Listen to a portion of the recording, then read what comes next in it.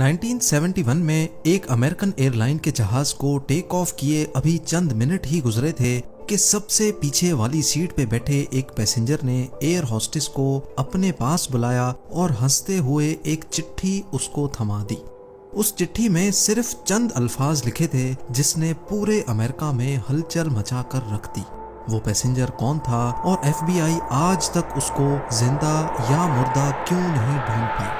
ढूंढना तो दूर की बात, अमेरिका की सबसे पावरफुल इंटेलिजेंस एजेंसी पिछले 50 सालों से उस पैसेंजर की जर्रे बराबर भी इंफॉर्मेशन नहीं निकाल पाई। नाजरीन, इस इंटरेस्टिंग वाक़े की शुरुआत 24 नवंबर 1971 को पोर्टलैंड एयरपोर्ट से हुई थी। एक शख्स जो बज़ाहिर बिजनेसमैन लगता था, उसने पोर्टलैंड से सिएटल का टिकट बुक करवाया और सीधा जहाज की तरफ बढ़ने लगा। तब अमेरिका में डोमेस्टिक फ्लाइट्स पर किसी किस्म की भी कोई सख्ती नहीं हुआ करती थी। ना ही पैसेंजर्स का सामान चेक किया जाता था और ना ही उनकी आइडेंटिटी वेरिफिकेशन की जाती थी।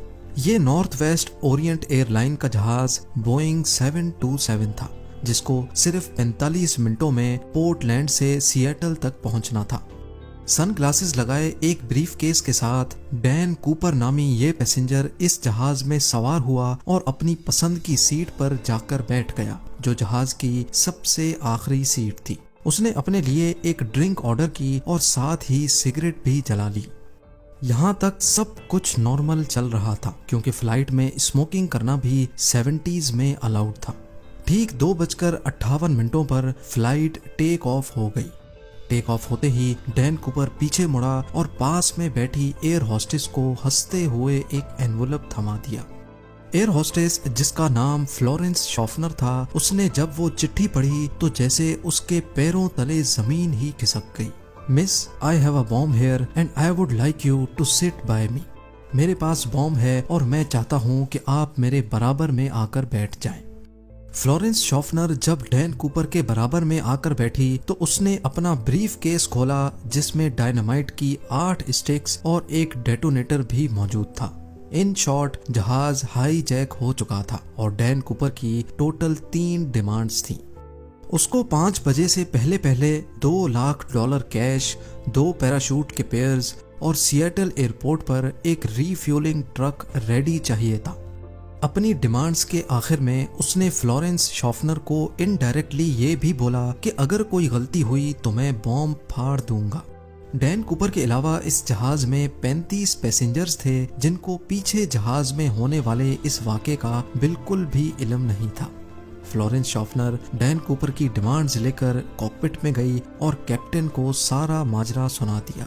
एक दूसरी एयर होस्टेस, जिसका नाम टीना मकलो था, वो अब एक इंटरकॉम लेकर डैन कूपर के साथ आकर बैठ गई, जो पायलट और डैन कूपर के दरमियान मैसेज पहुंचाने का काम कर रही थी। याद रहे कि ये अमेरिका की हिस्ट्री में होने वाला पहला प्लेन हाईजैक था जो रैंसम के लिए किया गया था। इसी वजह से लोकल अथॉरिटीज और FBI ने फैसला किया कि हाईजैकर की सारी डिमांड्स पूरी की जाएं। जाहिर है अथॉरिटीज को भी मालूम था कि डैन कूपर उनसे भागकर ज्यादा दूर नहीं जा पाएगा। फ्लाइट, जिसको सिर्फ 45 मिनटों में ही सिएटल में लैंड करना था, वो अब अगले 1.5 घंटे तक एयरपोर्ट के गिर्द गर्दिश करती रही और बकाया 35 पैसेंजर्स जो इस सारे वाक़े से बिल्कुल बेखबर थे, उनको बताया गया कि टेक्निकल डिफिकल्टी की वजह से प्लेन की लैंडिंग में दुश्वारी हो रही है। इस दौरान सिएटल नेशनल बैंक से $20 के 10,000 नोट इकट्ठे किए गए, जिनके सीरियल नंबर्स नोट कर लिए गए थे, और एक करीबी स्काई डाइविंग क्लब से 2 पैराशूट की जोड़ियां भी अरेंज की गई। 5:45 पे जहाज को लैंड कराया गया और वादे के मुताबिक डैन कूपर को पैसों से भरा एक बैग और 2 पैराशूट के पेयर्स फराहम किए गए। साथ ही साथ जहाज को रीफ्यूल भी कर दिया गया। अपनी मांगें पूरी करवाने के बाद डैन कूपर ने 35 पैसेंजर्स और 2 फ्लाइट क्रू को जहाज से उतरने की परमिशन दे दी, जबकि पायलट्स और 2 फ्लाइट क्रू को जहाज में रहने का ही कहा। इस वक्त रात हो चुकी थी और जहाज एक बार फिर से टेक ऑफ कर गया। डैन कूपर ने अपने साथ बैठी टीना मकलो के जरिए पायलट को कुछ खास इंस्ट्रक्शंस भेजी। वो चाहता था कि जहाज के लैंडिंग गियर्स और फ्लैप्स खुले रहें, एल्टीट्यूड 10,000 फीट हो, स्पीड 320 किलोमीटर पर आवर और जहाज को सीधा मेक्सिको सिटी लेकर जाया जाए। पायलट ने बाकी तमाम डिमांड्स तो पूरी कर दी, लेकिन जहाज को सीधा मेक्सिको सिटी लेकर जाना फ्यूल की वजह से पॉसिबल नहीं था। लिहाजा पायलट ने डैन कूपर को रीफ्यूलिंग के लिए 2 ऑप्शंस दिए, रीनो या फिर फिनिक्स। डैन कूपर रीनो पर राजी हो गया।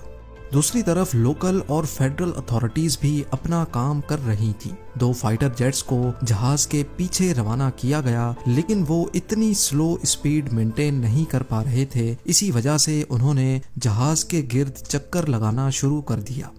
रात के अंधेरे में जहाज रीनो की तरफ रवां दवां था। इतने में डैन कूपर ने पास बैठी टीना मकलो को कॉकपिट में जाने का कहा, जहां 2 पायलट्स और 1 फ्लाइट अटेंडेंट मौजूद थी। जब टीना कॉकपिट का दरवाजा बंद करने के लिए पलटी तो उसने आखिरी बार सिर्फ इतना देखा कि डैन कूपर अपनी कमर पर कुछ बांध रहा था। उसके बाद जहाज की सीढ़ियां खुली और डैन कूपर ने वहां से छलांग लगा ली। इसके बाद जो कुछ भी हुआ पिछले 50 सालों से, उसको आज तक डिस्कस किया जा रहा है। 3 घंटों के बाद जब जहाज रीनो में लैंड हुआ तो पूरे जहाज को अच्छी तरह चेक किया गया, लेकिन जहाज में ना ही कूपर था और ना ही कोई बॉम्ब मिल सका। ना सिर्फ जहाज में, बल्कि इस वाक़े के बाद डैन कूपर का कहीं कोई अता पता ना चल सका, ना ही जिंदा और ना ही मुर्दा। आखिर डैन कूपर कौन था और पूरे अमेरिका की आंखों को धोखा देकर वो कहां चला गया? ये case federal bureau of investigation का वो केस है जिसको आज तक बंद नहीं किया गया। डैन कूपर को किसी ने प्लेन से जंप करते तो नहीं देखा था, लेकिन स्टेयर केस खुला रह जाने की वजह से यह बात क्लियर थी कि उसने सिएटल और रीनो के बीच में ही कहीं छलांग लगा ली थी। FBI ने जहाज पे सबूत तलाश करना शुरू कर दिए, लेकिन बदकिस्मती से उनको सिर्फ कूपर की टाई, 8 सिगरेट बट्स और 2 में से 1 पैराशूट मिला जो कूपर पीछे छोड़ गया था। हत्ता के किसी के पास उसकी कोई फोटो तक नहीं थी। पैसेंजर्स और क्रू से इंटरव्यू लेने के बाद डैन कूपर के होलिये के हिसाब से उसका स्केच बनवाया गया। इससे पहले कि डैन कूपर को सिएटल और रीनो के बीच में तलाश किया जाता, FBI को ये जानना था कि उसने एग्जैक्टली कौन सी जगह पर प्लेन से जंप किया था। ये जानना ज्यादा मुश्किल नहीं था क्योंकि जहाज ऑटो पायलट पे था, यानी जिस पाथ पर जहाज फ्लाई कर रहा था वो ऑलरेडी रिकॉर्डेड था।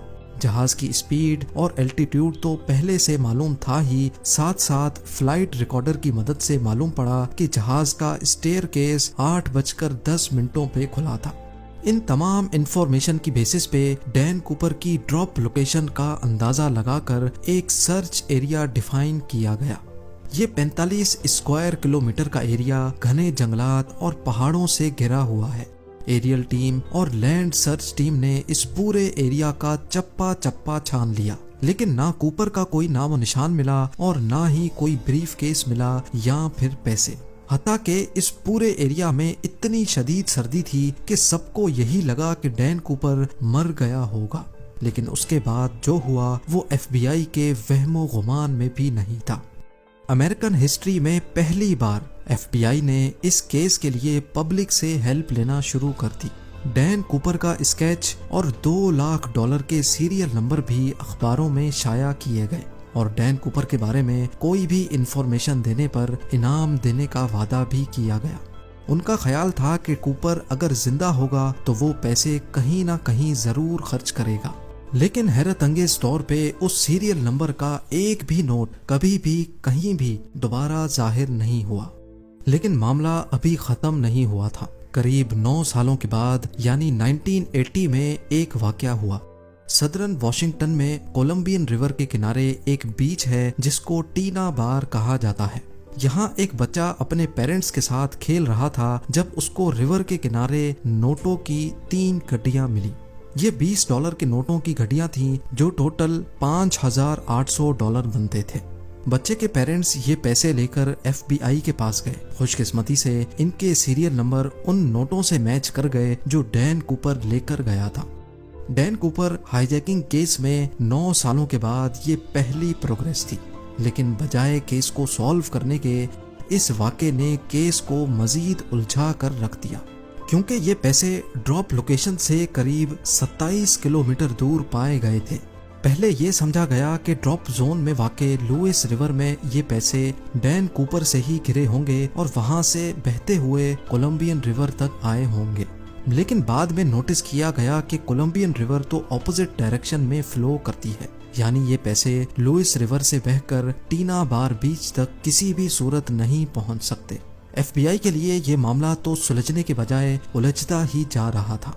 ना सिर्फ इतना, बल्कि टीना बार बीच जहां से ये पैसे बरामद हुए थे, यहाँ 1974 में कुछ खुदाई का काम किया गया था।